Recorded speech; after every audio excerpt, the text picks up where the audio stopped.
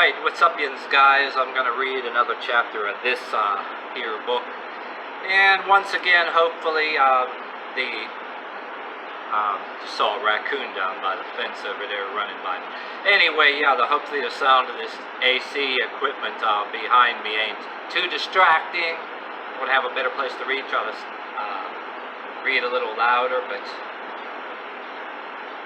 anyway, yeah, this chapter is called Me, Tarzan, You, Nothing, or The Professionals, like right here. But there's some outdated concepts here, but once again, you can write a book about this and upgrade the concepts of the kind of phones. And well, there's the same behaviors even in technology that people still, there's some modified versions of these behaviors, I want to put it, that are still in use, maybe modified a little bit, but let's just read on. Alright. Me, Tarzan, you, nothing, or the professionals. Among this type are lawyers, accountants, agents, doctors, and of course businessmen. Well, now you can add to that too with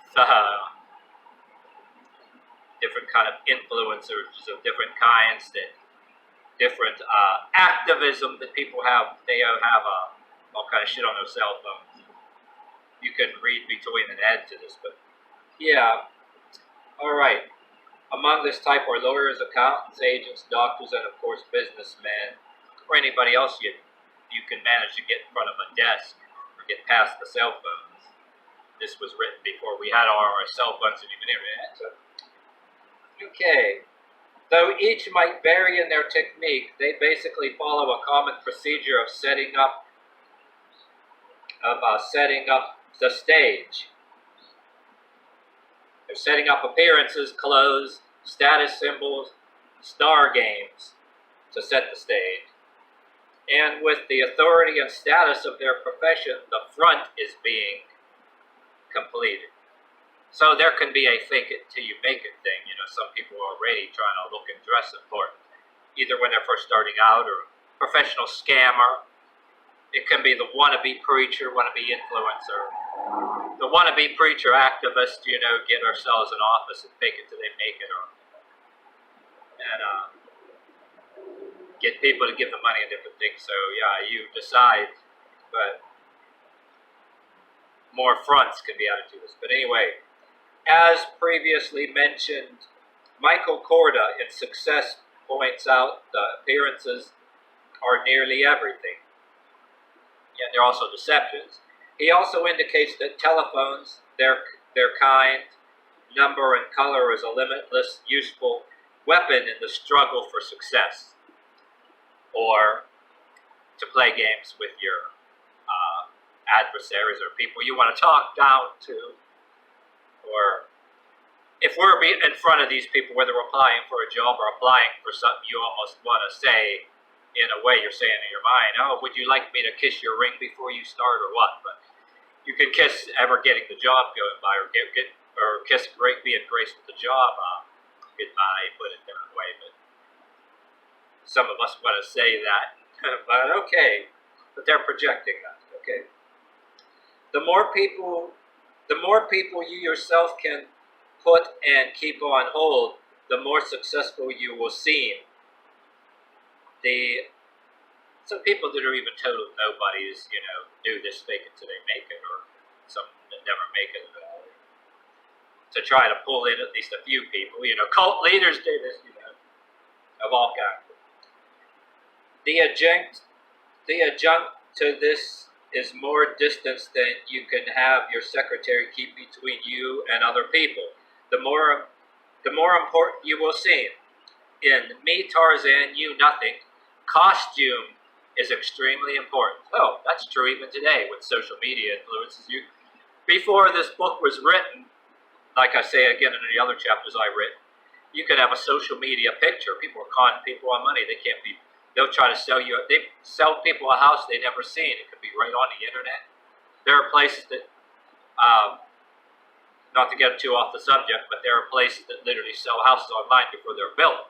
Yes, and some of the places are real and exist, But there are people that were conned. They bought a house that don't even exist. But I'll tell you another thing too. I worked some temp positions for construction help, a place called Traditions of America that does exist. There were sold signs, and you could literally, before they built the house, this is real. It's actually a real thing. But then there's also con games that there is no such place. But yes, there's legit ones out there. So in computers, you can set up a picture of something or someone that doesn't exist. It's all over. Con people out of money, say you bought property. Damn near fucking everything. I don't want to go on and on too about it, but yes, once again, the author of this book, whatever he's doing these days, could be raising some eyebrows and probably numb to it now the way things have gone. Can actually rewrite this book and add to it. But anyway, enough about that. I'm yammering again. A lawyer I know also makes his client wait, even if it's for a few minutes.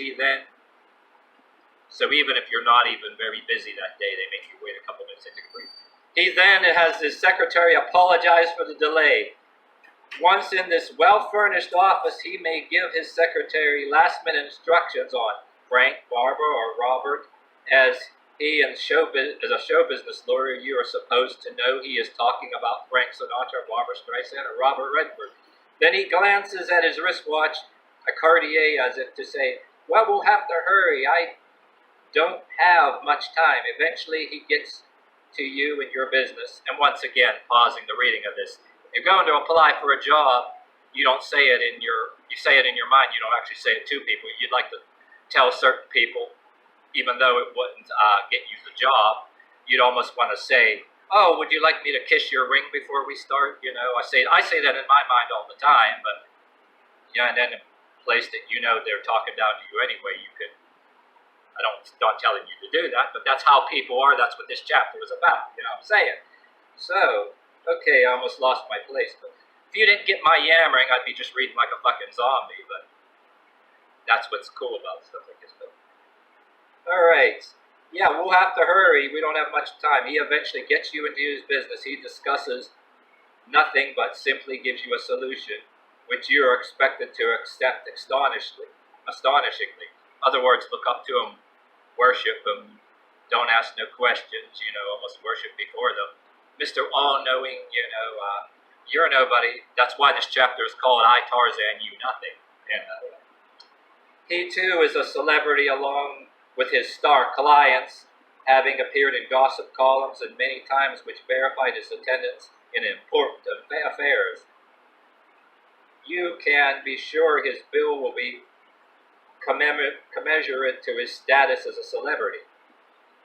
Some of these people are faking it till they're making it either, hyped up media on TV, actually can make somebody that's a total loser, they up themselves to con man that's taking every people's money, and then people worship them, they were just nothing but nobodies. Like professional preachers do it, the wannabe professional preachers do it. Another type of lawyer lays it on to you heavy in a total obnoxious way that he doesn't care whether you do business with him or not. His arrogance is almost unbelievable. Well, exactly. There are some businesses are just a cover for something bigger. They have bigger fish or whatever too, or else you can get businesses in your town that are just a cover for other activities. You could be a paying customer and they could be rude. That'll tell you a lot. They're a cover for something else up front. So, and they can do this because whatever this is ain't really making them their money. They'll have token customers and money changing hands up front, but they can be a front for damn near anything. You hear it about in articles all the time. But anyway, he will interrupt you, turn his back on you, and put you down in your actions. He demoralizes you and your person, your efforts, your accomplishments. He is the authority. He knows everything. You know nothing. He is everything and you are nothing. He's God. It's like, we're living John Carpenter's They Live right now, He knows everything, you know nothing. He gains his power and position by intimidating you directly. The main motivator for this factor is the type may be his ego enlargement as much as material gain. I also I also seen doctors who not only intimidate their patients but their staff and everyone around them. Well, if they don't intimidate, they'll patronize you, and you know what's worse, intimidating somebody or patronizing you, acting like you're a professional retard, like they resonate with you and are actually agreeing with you and mocking you. So they got you a couple of different ways. You know what I mean? Damned either way, but yeah, including their families, they seem to see themselves as godlike. What they are transmitting, however, is me, Tarzan, you nothing. On the other extreme is Big Daddy, the professional who's benevolent and the kind who has your interest at heart. So the author is getting to the sarcastic patronism. You'll even believe that he resonates with you and is with you, and they can be mocking you at the same time. You know what I mean? Smiling, you can smile at somebody, or that smile can also be laughing in your face. Well, we ourselves do it when we have to deal with pseudo-authority and how we have to humor people to get a simple job to make a living, you know what I mean? It goes both ways. So we understand this very well. You gotta be clever and you gotta damn near be somewhat of a sociopath to navigate around very worse sociopaths, so to speak. He applies the smell of honey, but keeps the dessert away from you until you get the message that if you turn over your money, trust and consent, you won't have to worry anymore. He lets you feel as he is omnipotent, stronger and more powerful than you. He seems to be firm and yet gentle, persuasive and not pushy. He seems effective. It is only later when your health is gone, your business investment is turned sour, or other disaster has struck, that you find yourself you've been deceived. Big Daddy might admit to the bad judgment, but never to the overall deception. A superior position is established at the onset, but it is a negative, positive, or hard-soft approach. In each instance, you are led to believe that they are everything and you are nothing. In addition, that you need them more than they need you. The reality, however, is that without you, they may not or could not function. Without you, they would be nothing. Okay, that's the end of the chapter, but I remember I worked in a really good place where I made some bigger bucks above minimum wage. There was a head boss in our company that said, without the customer, they are nothing. And then us as the employee, we had to do our job good too. And they had to appease the customers and the good product, which is a fair thing. You know what I mean? But yet, in the long run, some of your bosses later, when the company's shit starts happening in the company, they start getting rid of and multitasking people. When places start gradually go under, you get that above minimum wage thing for a little while, but then they start backtracking and everything else. And yeah, that shit happens too. So it is true, everything is, without a customer, they're nothing. But, like I said, some places normally without the customer, you're nothing, so many things to sell out there. That rule does not apply, like I said too, that something that doesn't care about the customer or consumer, because selling those items is not really what they're doing. They don't care if they sell anything.